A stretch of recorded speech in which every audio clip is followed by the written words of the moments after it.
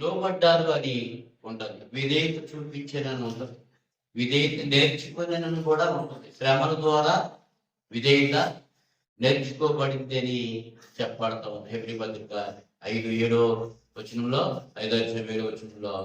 ఆయన శ్రమల ద్వారా విధేయత నేర్చుకునేది. కాబట్టి విధేయత చాలా ప్రాముఖ్యం, లోబడి ఉండటం చాలా ప్రాముఖ్యం. దేవుని వాక్యం అనేసరికి మనకు ఒక భయం కలగాలి, ఒక వణుకు కలగాలి. ఎందుకు అని అంటే ఆనాటి కాలంలో దేవుడు ఈ నిబంధన మరి ప్రజలకు ఇచ్చినప్పుడు గ్రంథం రాసేటప్పుడు సంఘకర్తలందరూ ఎలా ఉండేవారంటే వాక్యాలు చెప్తూ ఉంటే అవన్నీ రాసుకుంటే యెహోవా అనే పేరు వచ్చేసరికట వారు ఆ పెన్నులు మార్చేసేవారట. గబగబా వెళ్ళి స్నానం చేసి మరలా వేరొక మరి బట్టలు వేసుకొని మళ్ళీ వచ్చి యెహోవా అని రాసి అక్కడి నుంచి కంటిన్యూ చేసేవారు. మరలా యెహోవా అని ఎక్కడైతే వచ్చిందో మరి దానికి మరలా వెళ్ళి ఆ కళాలు మార్చేసి అంటే ఆ పెన్నులు మార్చేసి వస్త్రాలు మార్చుకొని మరలా వచ్చేవారు, శుద్ధి చేసుకొని బాగా కడుక్కొని స్నానం చేసుకొని. అంటే ఎంతటి భయభక్తులు కలిగిన వారు ఈ గ్రంథాన్ని రాసిన వారు అంటే 40 మంది రాశారట ఈ గ్రంథాన్ని. 40 భాషల వారు రాశారు, 40 ప్రాంతాల వారు రాశారు. 40 మంది కూడా ఒకే కాలం వారు కాదు. వారు మరి క్రీస్తు పూర్వంలో మరి కొంతమంది 400 క్రీస్తు పూర్వం, అలాగే కొంతమంది క్రీస్తు పూర్వం 600, క్రీస్తు పూర్వం 1500, ఇలా ఆ టైంలో వారిలో వారు రాసి పెట్టారు. అలాంటిది ఈ రోజు నిన్న రేపు ఈ 3 రోజులు మాట్లాడుకునేవారు ఒక్క మనిషి మాట్లాడినా ఈ మాటల్లో తేడాలు కనబడతాయి కదా. ఈ 3 రోజులు ఒక వ్యక్తి మాట్లాడినా ఈ మాటల్లో తేడాలు వస్తాయి. ఒక మాట వదిలేసి ఇంకొక మాట చేర్చి రాస్తారు అని చెప్తారు, మాట్లాడతారు.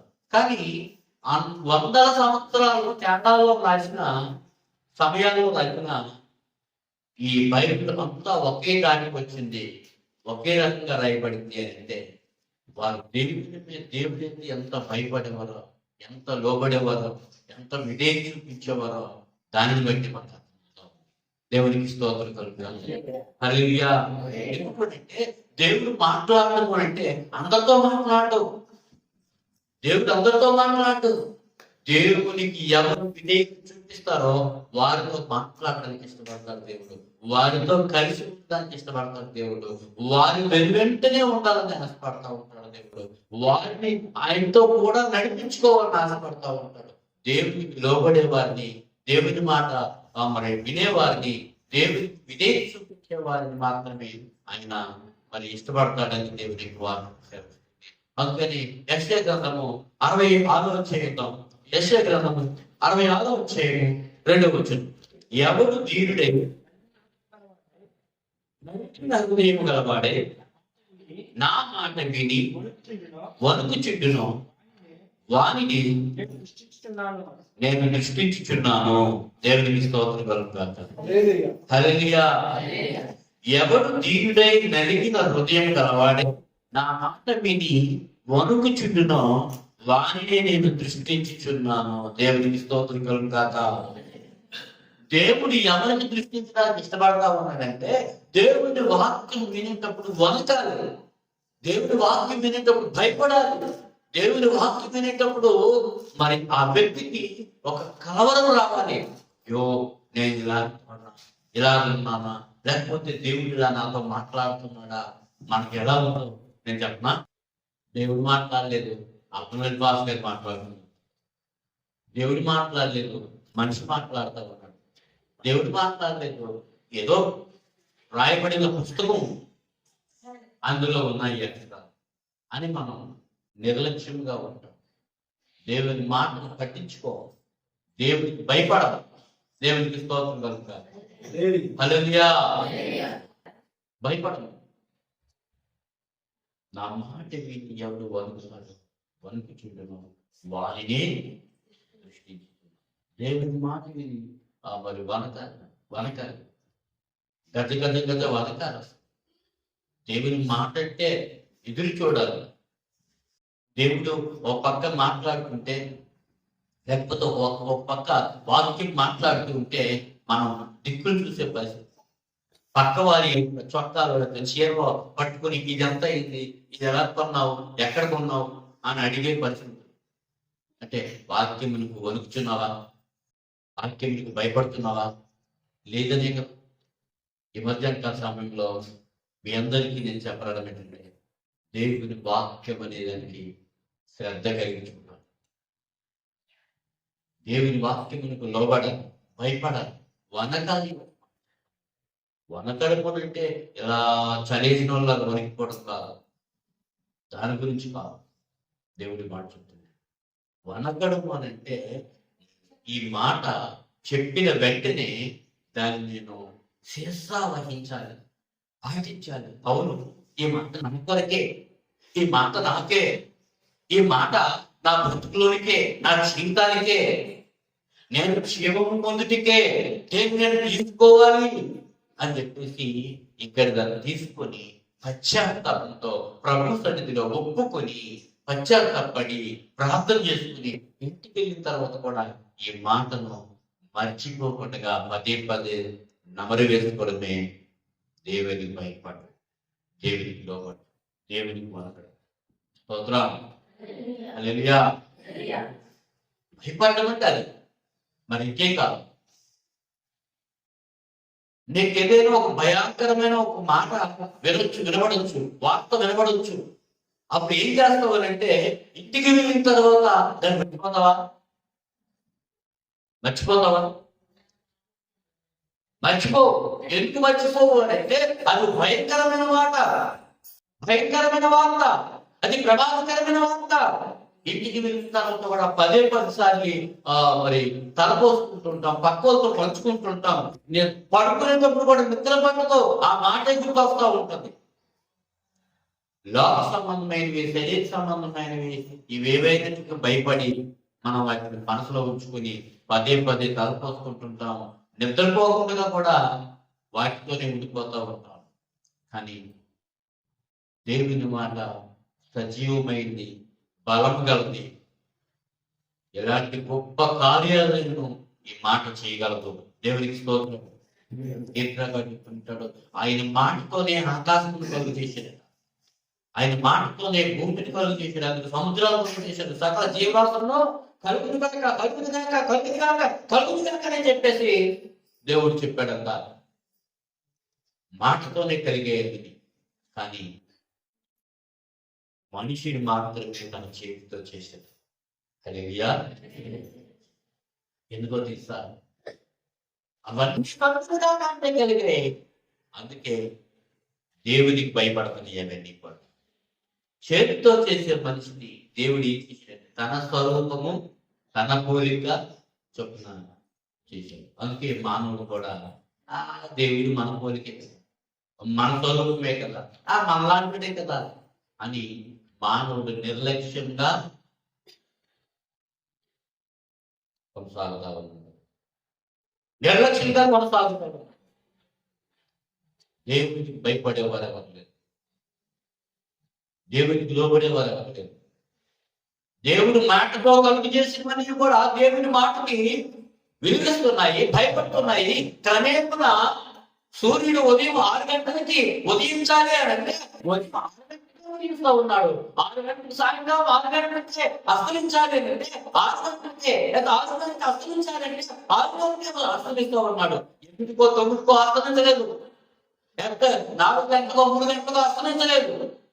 ఉదయం 6కో 6:30కో దేవుడు మరి ఉదయించమని దేవుడు సూర్యుడికి ఆజ్ఞాపిస్తే ఆ సూర్యుడు ఉదయం 6 గంటలంటే 6 గంటలకే ఉదయిస్తా ఉన్నాడు. ఉదయం 8 గంటలకో 9 గంటలకో సూర్యుడు ఉదయించలేదు. 4 గంటలకు ఉదయించలేదు. సృష్టి తన నోటితో పలికిన సృష్టి దేవుడికి భయపడతా ఉంది, లోబడతా ఉంది. మానవుడు మాత్రము దేవునికి భయపడేవాడు కాదు, దేవునికి లోబడేవాడు కాదు. ఆయన చెప్తూ ఉన్నాడు, ఆయనకి లోబడకపోతే ఆయన ఎందుకు మీద దృష్టిస్తాడు? ఆయనకు భయపడకపోతే ఆయన ఎందుకు మీ మీద ఆయన కదృష్టిస్తాడు? ఎందుకు ఆయన మీ మీద ఆయన పరిదృష్టి ఉంచుకోవాలి? మీరు ఎవరని అవుతారని.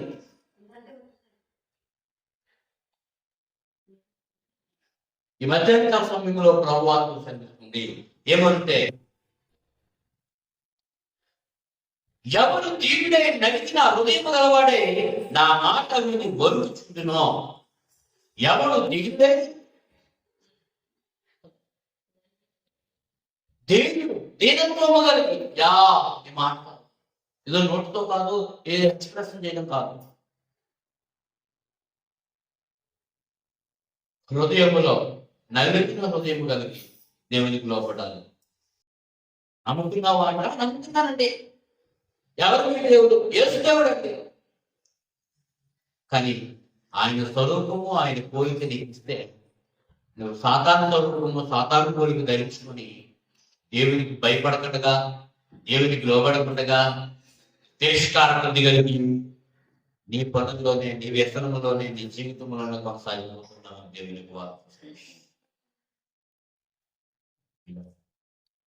దేవునికి భయపడేవాడు కావు అని అంటే దేవుని స్వరూపం నీలో లేదు అని, దేవుని పోలిక నీలో లేదు అని, నువ్వు కలిగి లేవని నీవే నిర్ధారణ చేస్తావు. నేను దేవుని స్వరూపం కాదండి. ఎందుకు కాదు అంటే సమయానికి నేను దేవుడితో ఉండలేకపోతున్నాను, దేవునికి ఇష్టకరంగా నేను బ్రతకలేకపోతున్నాను. నిన్న ఒక ఆమె అంటుంది, మీ దేవుడు గొప్ప దేవుడు అండి, ఇంత మంచి దేవుడు అండి, అంత మంచి దేవుడు అండి, కానీ మేము కొలవలేకపోతున్నాం.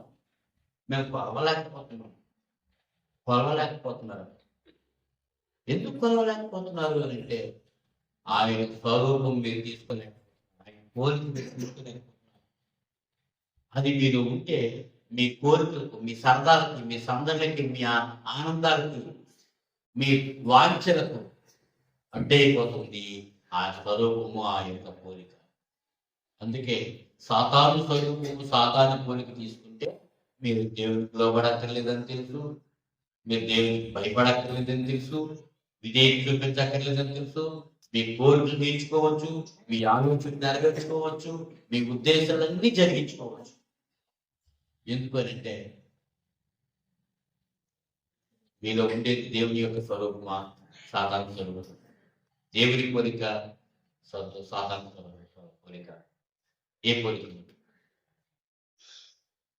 దేవుని పోలిక కలిగిన వారు ప్రతి వారు వాక్యం చదవడానికి, ప్రార్థన చేసుకోవడానికి ఇష్టపడతారు. వ్యక్తిగతంగా ప్రార్థనతో దేవునితో కలిగి ఉండడానికి ఇష్టపడతారు. సాతాను స్వరూపం కలిగిన వారు దేవుని బిడ్డలమని చెప్పుకున్న వారిని ఎవరైనా సేవకులమైనా, సేవకుల పిల్లలమైనా, లేకపోతే విశ్వాసులమైనా, మిషపులైనా, ఎవరికైనా దేవుని పోలిక లేని వారు, సాతాను పోలిక, సాతాను స్వరూపము అంతరంగంలో అలికిన వారు ఏం చేస్తారంటే వాక్యం అంటే ఒకనాడు చదవడానికి ఇష్టపడరు, ప్రసంగం అంటే వినడానికి ఇష్టపడరు, బోధించడానికి ఇష్టపడతారు. ఒక సహోదరికి వాక్యం చెప్తుంటే ఆ సహోదరి తిరిగి వాక్యం చెప్తా ఉంది. అంటే ఆమె వినడానికి ఇష్టపడలే, ప్రకటించడానికి ఇష్టపడతా ఉంది.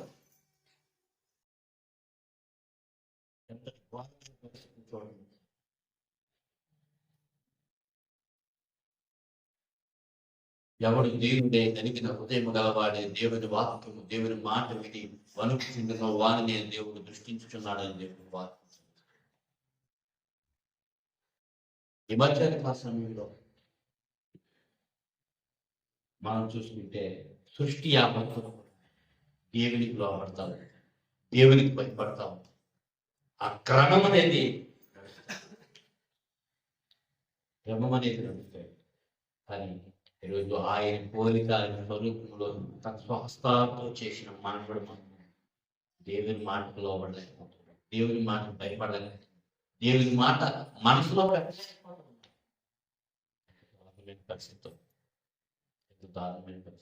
4వ అధ్యాయం 5వ వచనంలో కయ్యను అనే వ్యక్తి, ఆ వ్యక్తి దగ్గర దేవుని వాక్యం పెరిగింది, కానీ ఆ వ్యక్తి దేవుని మాట వినడానికి, లోబడ్డానికి ఇష్టపడలేదు. ఆదికాండము 4వ అధ్యాయం 5వ వచనం చదువుతాను. కయ్యను అతని అక్కలను ఆయన లక్ష్య పెట్టలేదు, కాబట్టి కయ్యకు మిక్కిలి కోపం వచ్చి అతడు తన ముఖము చిన్నపుచ్చుకొనగా యెహోవా కయ్యనుతో, నీకు కోపమేనా? ముఖము చిన్నపుచ్చుకొని ఉన్నవేమి? నీవు సక్రియ చేసిన ఎడల తన ఎదుర్కొనవా? సక్రియ చేయని ఎడల వాకిట పాపము వచ్చి ఎడును. నీ ఎడల దానికి వాంఛ కలుగును, నీవు దానిని ఎదురువదును. కయీను తన తమ్ముడిని హేబేలుతో మాట్లాడెను. వారు పొలంలో ఉన్నప్పుడు కయీను తన తమ్ముడిని హేబేలు మీద పడి అతన్ని చంపాను. యెహోవా నీ తమ్ముడైన హేబేలు ఎక్కడున్నాడని కయీను అడగగా అతడు, నేను ఎరుగను, నా తమ్ముడిని నేను కావలవాడినా అని. కయీను దేవుడికి భయపడ్డదా? బలి అర్పించినప్పుడే నీ బలి మంచిది కాదు, నీ బలి సరైనది కాదు, నీ ప్రార్థన సరైనది కాదు, నీ ఆరాధన సరైనది కాదు, నీ వాక్యము నీ యొక్క ప్రవర్తన సరైనది కాదు, నీ మాటలు సరైనది కావు అని దేవుడు కయీనుకు తేటగా చెప్తే కయీను చేసినట దేవుడికి భయపడ్డదా? దేవుడికి లోబడ్డా? దేవుని మాట విన్నాడా? లేదే. తన తమ్ముడైన హేబేలుతో మాట్లాడుతూ అతని మీద పడి అతను చంపాను. సరే అయిపోయింది, చంపేసాడు, అయిపోయింది. దేవుడు అడుగుతున్నాడు, కయ్యను నీ తమ్ముడు ఎక్కడా? నీ తమ్ముడైన హేబేలు ఎక్కడా అని అడిగితే దేవుడికి సమాధానం ఎలా చెప్పాలి? నేను ఇంటికి వచ్చినప్పుడు మీ పిల్లలు నాతో మాట్లాడేటప్పుడు నాతో కొంచెం మర్యాదగా క్రమంగా మాట్లాడకపోతేనే మీ పిల్లల్ని మీరు కొడతారు. ఆష్టగారంగా మాటలు అలాగే ఆడతావు, మాట్లాడడం నీకు దిగుదా, నేర్చుకో అని కొడతావు. లేకపోతే ఒక పెద్ద ఎవరైనా ఒక మనిషి లేకపోతే ఇంకెవరైనా వచ్చినప్పుడు వారితో మాట్లాడినప్పుడు కొంచెం తెలియక కొంచెం దృష్టిగా మాట్లాడితే మీ పిల్లలు మీరు మందలిస్తారు.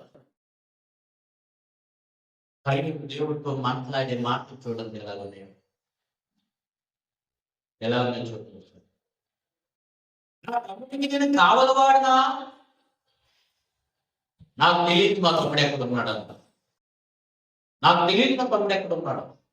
ఎందుకు?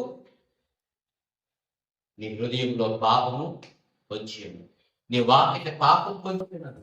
దేవుని మాటకి నువ్వు భయపడేవాడు కాదు, లోబడేవాడు కాదు. అందుకే దేవుడు ఏం చెప్పాడంటే, నువ్వు బ్రతుకు కాలం అంతా నీవు దేశదిమ్మరంగా కారణం ఏంటి తెలుసా? దేవునికి భయపడలేని వారి పరిస్థితులు అలాగే ఉంటాయి. అనుకుంటారు మాకు 5 ఏళ్ళు నోటికి వెళ్ళిపోతుంది, మాకు ప్రయాణాలు చక్కగా సాగిపోతున్నాయండి. వీళ్ళరా తెస్సలోనికీయులకు రాసిన పత్రిక 5వ చెప్తుంది, గర్భిణీ స్త్రీకి ప్రసవ వేదన ఏ రీతిగా అకస్మాత్తుగా వస్తుందో భక్తిహీనుల మీదకి దేవుని యొక్క ఉగ్రత రీతిగా వస్తుందని దేవునికి వార్త సెలవిస్తాం. ఇంకా దేవునికి భయపడే వారుగా మనం, దేవునికి లోబడే వారుగా చెప్తారు. దేవుని మాట అంటే మనం గుండెలు అలసిపోవాలి.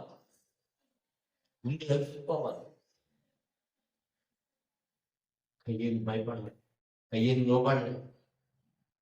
అలాగే సంఖ్యాకాండము, మరి సంఖ్యాకాండం చూద్దాం, 20:12 చూద్దాం. బిలాము అనే ఒక వ్యక్తి ఉన్నాడు.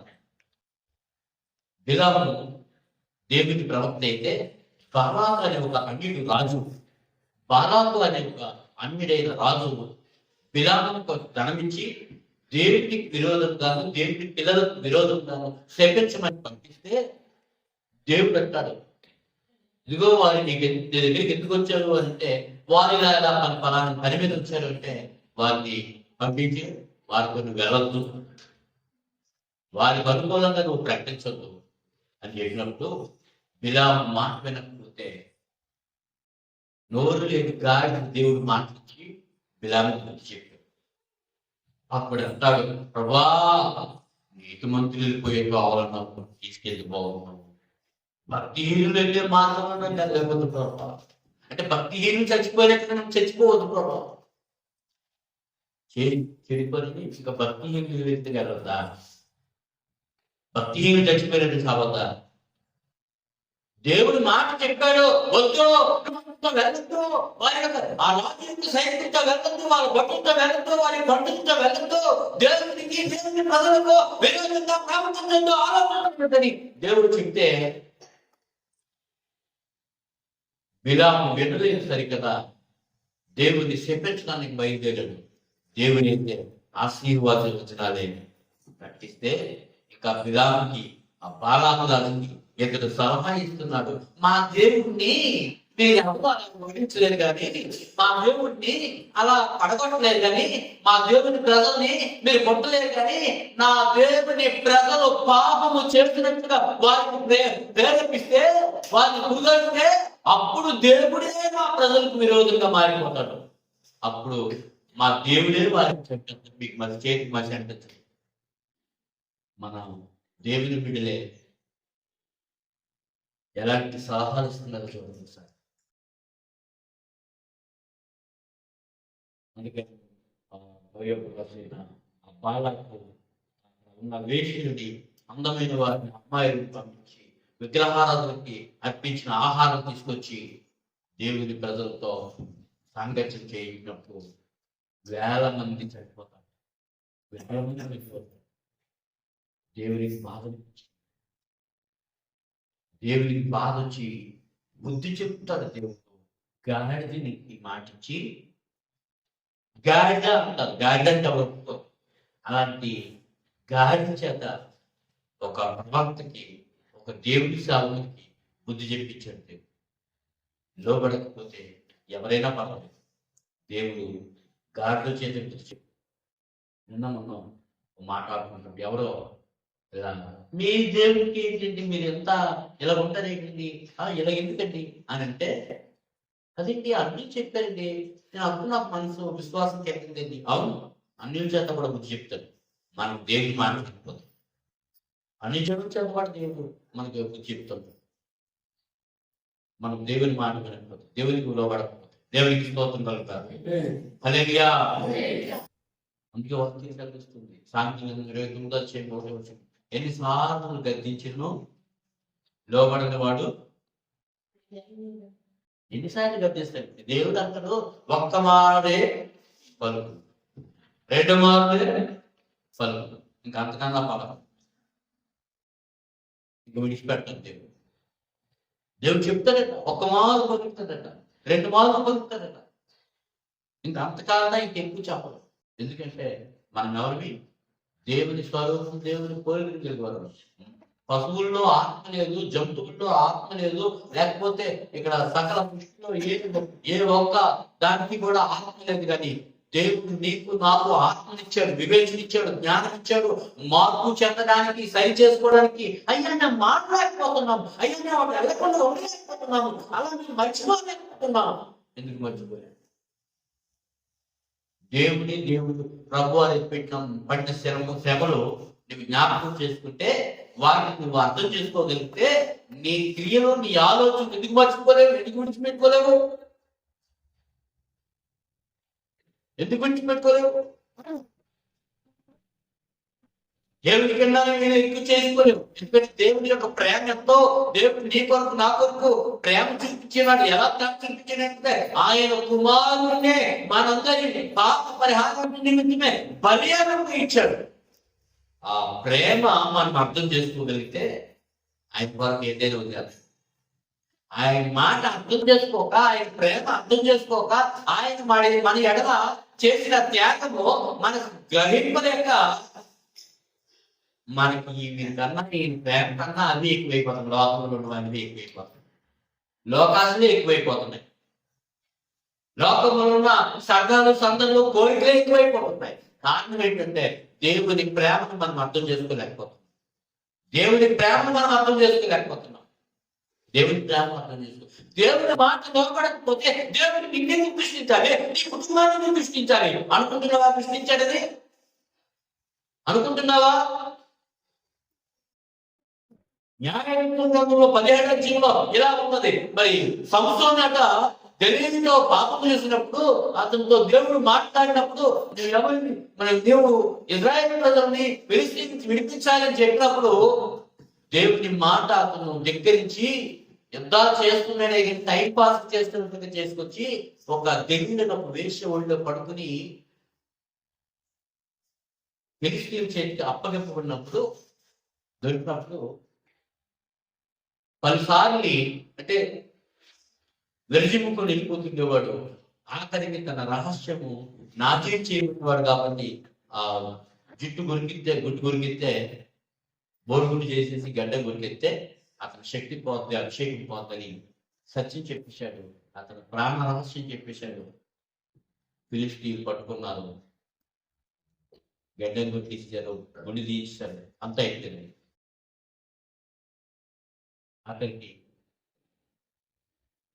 వాళ్ళందరూ పట్టుకొని సంసోను ఇక నువ్వు విడిజింపుకో అని తెలియ చెప్పినప్పుడు ఎప్పటి ఎంతో విరజింపుకుంటున్నావు అనుకొని అని చెప్పేసి విడిజింపుకుంటాడు. న్యాయాధిపతి 17:21 మాట ఉంటుంది. యెహోవా ఆత్మ అతనిని వెడబాసునని అతనికి తెలియలేదు. ఈరోజు మనం చర్చికి వస్తున్నాం, దేవుని ఆత్మతో ఉన్నాం అనుకోండి. ఏదో ఆదివారం బోధ వినాశనం దేవుని ఆత్మతో నింపబడ్డాము, దేవుడితో నింపబడ్డాము, దేవుడు మనతో విడవలేదు, మనం దేవుడిని విడవలేదు అనుకుంటున్నాం. ఆదివారం ఆరాధనకి వచ్చి 1 గంట 2 గంటలు 3 గంటలు కూర్చొని నిలిపినంతట్లో మనలో దేవుని ఆత్మ ఉన్నాడని మనం చూపరుచుకోకూడదు. ఎప్పుడు తెలుసా దేవుని ఆత్మ మనలో ఉన్నాడని గుర్తుపరచుకోగలుగుతాము? దేవుని మాట విన్నప్పుడు ఒరుగుతుండాలి, దేవుని మాట వినేటప్పుడు లోబడాలి, దేవుని మాట వినేటప్పుడు భయపడాలి, దేవుని మాట వినేటప్పుడు విధేయత చూపించాలి. అనుకున్న దానికంటే ఇంకా ముందుగా వచ్చి దేవుని సన్నిధిలో కనిపెట్టాలి, దేవుని సన్నిధిలో కనిపెట్టాలి, దేవుని సన్నిధిలో ప్రార్థించాలి. ప్రభువా ఇంకా అనేకులు ఉండిపోతున్నారు, వారి వరకు కూడా రక్షించి ప్రభు, వారిని రక్షించి ప్రభు, వారి వరకు కన్నీరు కార్చాలి. ఈ రోజు నువ్వు రక్షించుకోవడానికే నీకు ప్రార్థన లేదు, ఇతరులు రక్షించడానికి ఏం ప్రార్థన ఉంటుంది? దేవుడికి పిలిచాడు, ఎక్కడి నుంచి పిలిచాడు? ఎక్కడికి పిలిచాడు అని అంటే చీకటిలో నుంచి ఆశ్చర్యకరమైన వెలుగులోనికి పిలిచిన వారి గుణాతిశయమును ప్రచురం చేయు నిమిత్తము నేను రాజులని యాజక సమూహముగాను దేవుని సొత్తైన ప్రజలుగాను ఏర్పరచబడిన వంశముగాను దీన్ని ఎన్నుకున్నాను. దేవుడికి ఎన్నుకున్నాడంటే చీకటిలోంచి, లోకంలోంచి, పాపంలోంచి, విగ్రహాల నుంచి, వ్యభిచారం నుంచి, త్రాగం నుంచి, జోసు నుంచి, లేకపోతే ఇక లోక ఆచారాల నుంచి ఎందుకు నేను పిలిచాడంటే ఇక్కడికి ఆయన గుణాతిశయమును ప్రచురం చేయడం, మౌనంగా ఉండడానికి కాదు, నీ తిండి నువ్వు తినడానికి కాదు, నీ వంట నువ్వు చేసుకోవడానికి కాదు, నీ పని నువ్వు చేసుకోవడానికి కాదు, నీ సంపాదన నువ్వు గణించుకోవడానికి కాదు, దానికి కాదు. దేవుడు ఆయన గుణాతిశయమును ప్రచురం చేయ నిమిత్తము నేను చీకటిలోంచి పిలిచి నీ వెలుగులోనికి ఆశ్చర్యకరమైన వెలుగాడు. ఇలాంటివన్నీ ఆర్పమంటే అది మనం ఆర్పితే ఆరిపోతాయి, కానీ ఆయన ఆత్మ మనం ఆర్పలేదు. ఆయన అంటాడు కదా, నా దీపము నేను వెలిగించున్నాను, జడివానలో సుడిగాలిలోనైనా ఆ దీపం మారిపోతుంది. నీవెప్పుడైతే దేవుడికి దూరం అవుతావు, ఎప్పుడైతే దేవునికి అవిధేయుడు వస్తావు, దేవునికి భయపడతావు, దేవునికి లోపడవు, అప్పుడు మాత్రం నీ దీపం మారడానికి అవకాశం ఉంది. ఎవరు ఆత్మలేదు, ఎన్ని శ్రమలు వచ్చినా నీకు నీవు కానీ దేవునికి దూరం అయిపోయి దీపం ఆగిపోయి వేసుకోవచ్చు. దేవునికి చోటు ఇక లోకంలో లోకాచారానికి చోటిచ్చి, లోక ఉద్దేశాలకు చోటిచ్చి నీ దీపాన్ని ఆర్పేసుకోవచ్చు. ప్రభుత్వ ప్రేమిని దేవుని పెట్టారా, దేవుని వాక్యం తీరుగా చెప్తుంది. ఎవరైతే దేవునికి విధేయుడవుతారో, దేవునికి లోబడతారో వారి చుట్టే దేవుని ఆత్మ సంచారం చేస్తారు, వారిని దేవుని నడిపిస్తారు, వారిని నడిపిస్తారు. సంవత్సరం అనుకున్నాడు, ఎప్పటి విరజింపులేకపోయాడు. కారణం ఏంటంటే యెహోవా ఆత్మ అతనిని ఎడబాసినని అతను ఇప్పుడులాగే ఉన్నాం కదా. దేవుని కొరకు ప్రత్యేకించబడిన వారు దేవుని పని చేయాలి, దేవునికి లోబడాలి, దేవునికి విధేయులు అవ్వాలి, దేవుని మార్గంలో కొనసాగాలి. దేవునికి భయపడ్డాము అంటే ఈ టైంలో దేవుని సన్నిధిలోకి వచ్చి కూర్చోవాలి. ఎందుకంటే వాక్యం టైంకి వెళ్ళిపోతే సరిపోతుంది, నాకు మాట తీసి వెళ్ళిపోతుంది. కొంతమంది ఆశీర్వాదంకి చాలు తండ్రి కుమార పరిశుద్ధాత్మ దేవుని దీవెన వీరికి కలుగుదాకా అని అంటే ఆ మాట ఏం చాలు. నాకు ఆయన దీవించదు. ఇలాంటి దీవెని ఎన్ని దీవించినారో. ఒకవేళ నేనే రాజీ పడిపోయి మీ కానుకల కొరకు మీ దశంభాగాల కొరకు రాజీ పడిపోయి మీరు ఎప్పుడు వచ్చిన పదం దీవెన ఆశీర్వాదం అంటే అప్పుడు రండి అని అన్నా నా చేతికి సిద్ధమైన అవుతాయి తప్ప దీవెనకరమైన కావు.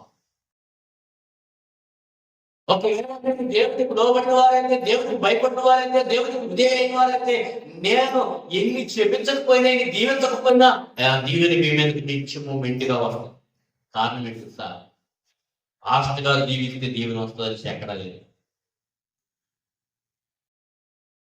ఎవరు దేవుని వాక్యానికి భయపడతారో లోబడతారో వారి మీద దేవునికి అనుదృష్టి ఉంటుందండి. దేవునికి స్తోత్రం కలుగుతారు. హల్లెలూయా హల్లెలూయా. దాని 5వ వచ్చిందంటే బెల్షస్సరు అని ఒక రాజు. బెల్షస్సరు అని ఒక రాజు. ఆ రాజు మరి 1000 మంది సహస్రాధిపతులను, అధిపతులను, సైనికులు, భటులు, మహాభటులను, లేకపోతే మంత్రులను, రాజువాడును, వారి యొక్క మరి చాలా మంది నిలవలను పిలిపించి దేవుని ఆలయంలో ఉన్న ఉపకరణాలలో ద్రాక్షారసం పోసి విందు చేయగా దేవుని హస్తం ఒకటి అతనికి కనబడుతున్నది గోడ మీద. ఆ హస్తం ఏదో ఒక చేవరాత రాస్తుందట. అదే త్రాచులు వేసి చూడగా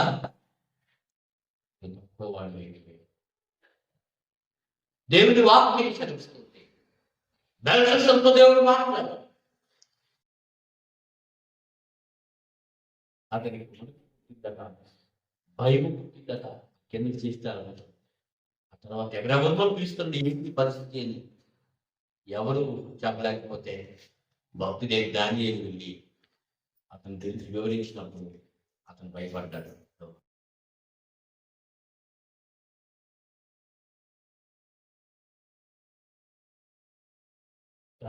దేవుడికి వాక్యం కూడా దేవుడి వాక్యం 2వ సమూయేలు గ్రంథం 2వ గ్రంథం 11వ. నేను పాపం చేసింది దావీదు. నేను పాపం చేసింది దావీదు నాతానుతో అనగా నీవు చావకుంటున్నట్టు యెహోవా నీ పాపమును పరిహరించెను. అయితే ఈ కార్యం వలన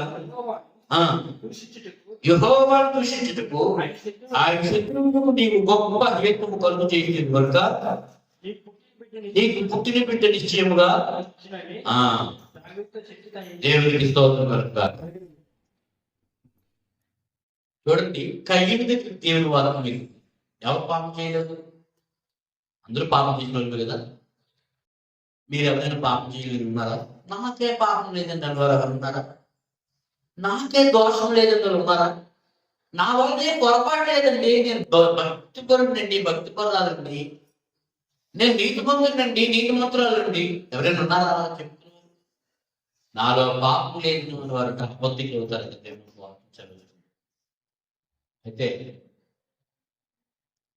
కయ్యను దగ్గరికి దేవుని వాక్యం వెళ్ళింది.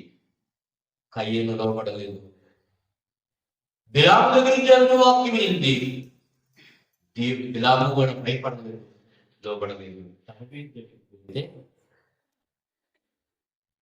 దావీదు దగ్గరికి వాక్యం వెళ్తే 9 నెలల్లో ఈ కనుచాటు పెట్టి నేను పాపం చేస్తాను అనుకోలేదు. 9 నెలలు మనుషులెవ్వరికి కనబడకుండా ఇంతటి పాపంలో నేను దూరిపోతాను అనుకోలేదయ్యా, నన్ను క్షమించు. నేను పాపము చేసింది నా కన్నీటితో పరుపు తేలియాడుచున్నది. నా కన్నీటి ద్వారా నేను కొట్టుకొని పోవచ్చున్నాను. ఆరోగ్యం ఆరోగ్యం నేను మూర్చుచు అలసి ఉన్నాను. ప్రతి రాత్రి కన్నీరు విడుచుచు నా కడుపు తేల చేయించున్నాను. నా కన్నీరు చేత నా పడక కొట్టుకుని పోవచ్చున్నది. విచారము చేత నా కన్నులు గుర్తలు పడుతున్నవి. నాకు బాగా కలిగించుకోవాలి చేత అవి చెవికి ఉన్నవి. దేవునికి స్తోత్రం కలుగుతాను. కీర్తన 6:6 ఈ మాట చెప్పండి.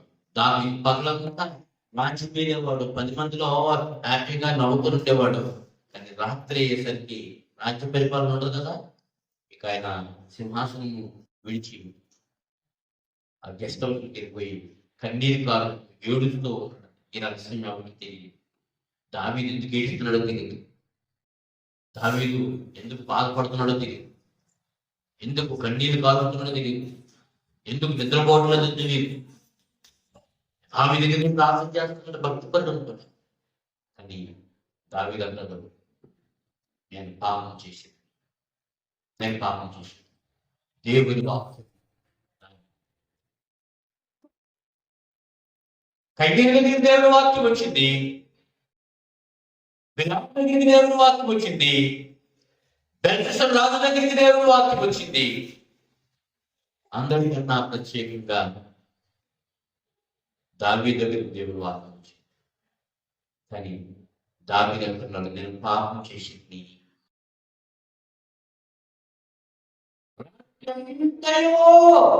నేను ఏడుస్తా ఉన్నాను, కన్నీరు కారుతా ఉన్నాను, ప్రార్థన చేస్తా ఉన్నాను, అంగలాడుతూ ఉన్నాను. అయ్యో, ఎంత గొప్ప దౌర్భాగ్యం, ఎంత దౌర్భాగ్యం. దావీదు ఒక్కడే ప్రత్యేక. అందుకు కారణంగా దావీదు దేవుడు ఏ వాగ్దానం చేస్తారో చూద్దాం. అపోస్తల కార్యం 22 తరువాత తొలగించి దావీదును రాజుగా ఏర్పరిచెను. మరియు ఆయన నేను యెష్షై కుమారుడైన దావీదును కనుగొంటిని. అతడు నా ఇష్టానుసారుడైన మనుషుడు. అతడు ఉద్దేశములన్నీ నా ఉద్దేశములన్నీ నెరవేర్చినని చెప్పి సాక్ష్యం ఇచ్చెను. అతని గురించి సాక్ష్యం ఇచ్చాను. అతని సంతానం నుండి దేవుడు తన వాగ్దానం చెప్పున ఇశ్రాయేలు కొరకు రక్షకుడు యేసును ఇచ్చాడు. దేవునికి స్తోత్రం కలుగుగాక. హల్లెలూయా. మనం చాలాసార్లు బాధపడుతుంటాం. దేవుడి చూడటం, దేవుడి వింటూ దేవుడా మనం పట్టించుకోవడం అది తప్పు. అంత చిన్న పాప చేసిన క్రియలన్నీ దేవుడు పరిశీలన చేస్తాడు. అంత చిన్న బాబు చేసిన క్రియలన్నీ దేవుడు పరిశీలన చేస్తాడు. ఎంత పెద్ద మనం కూడా చేసిన పాపాలన్నీ లేకపోతే మంచివైన దేవుడు పరిశీలన చేస్తాడు, చూస్తూ ఉంటాడు. నన్ను పట్టించుకోడు దేవుడు అని అనుకుంటున్నాం. మనం పాపం చేసినప్పుడు దేవుడు నన్ను పట్టించుకోవట్లేదు అనుకుంటాం. మనం మోహం చూసినప్పుడు దేవుడు నన్ను పట్టించుకోవట్లేదు అనుకుంటాం. మనం అబద్ధం ఆడినప్పుడు దేవుడు మనల్ని పట్టించుకోలేదు అనుకుంటాం. మనం భక్తుల పదార్థాలు వెళ్ళినప్పుడు మనం దేవుడు పట్టించుకోలేదు అనుకుంటాం. ప్రతిదీ పట్టించుకుంటాడు. కాకపోతే నీ నిమిత్తం, నా నిమిత్తం అంగలాడుతూ ఉంటాడు, దుఃఖపడుతూ ఉంటాడు. పరిశుద్ధాత్మను దుఃఖపరచలేని వాక్యం. దుఃఖపడుతూ ఉంటాడు మనల్ని బట్టి, మన క్రియలను బట్టి, మన ఉద్దేశాలను బట్టి. నీవు దేవుని మాట విని వానికి భయపడాలి. ఆ దానికి బదులుగా నీ క్రియలో, నీ ఆలోచనలో, నీ మాటలో, నీ ఉద్దేశాలు ఆయన చూసి దుఃఖపడవలసిన పరిస్థితి వస్తూ ఉంది. సౌలు గురించి దేవుడు ఒక దగ్గర అంటాడు కదా, ఇతని గురించి నేను పశ్చాత్తాపడుచున్నాను, సంతాపపడుచున్నానని సమూయేలు చెప్తాడు అన్నమాట. దేవుడు సౌలు గురించి సంతాపపడుచుండేనని. మనుషులు పశ్చాత్తాపడతాడా? దేవుడు పశ్చాత్తాపడతాడా? పశ్చాత్తాపం ఆయన ఉండదు. ఎందుకంటే అయ్యో నేను మెగలా చేస్తాను ఈ సృష్టిని, లేకపోతే ఈ సూర్యుని అనవసరంగా చేస్తాను, ఇలా చేయకుంటే బాగుండు అని దేవుడు ఎప్పుడు ఏది కూడా 6 రోజులు దేవుడు సృష్టి చేస్తే ఇది మంచిది, ఇది మంచిది, ఇది మంచిది, ఇది మంచిది అని తీసుకొచ్చాడు దేవుడు తప్ప ఇది మంచిది కాదు, ఇది మార్చేసి ఇంకోటి అర్థమని ఎక్కడా లేదు. కానీ నిన్ను నన్ను కలుగు చేసిన విధంలో, నిన్ను నన్ను నడిపించిన విధంలో, నిన్ను నన్ను పోషించిన విధంలో, దేవునికి నీవు నేను భయపడి లోబడే విధంలో ఆయన చూసి పశ్చాత్తాపడుతున్నాడని దేవునికి వాక్యం సెలవిస్తుంది. నీకు నాకు ఆ పశ్చాత్తాపం లేదు. దేవునికి పశ్చాత్తాపం, దేవునికి పశ్చాత్తాపం వచ్చిన పశ్చాత్తాపం నిన్ను బట్టే నన్ను బట్టే. అయ్యో వీడిని ఇంత పెంచి పెద్ద చేశాను. విశాఖపట్నంలో ఒకటో వచ్చి ఉంటుంది కదా, నేను పిల్లలను పెద్ద చేశాను, పెంచి పోషించి పెద్ద చేశాను, వారు నా మీదే తిరగబాటు చేశారు. వారికి వివేచన లేదు, వారికి జ్ఞానం లేదు. ఎంత దౌర్భాగ్యమైన పరిస్థితి.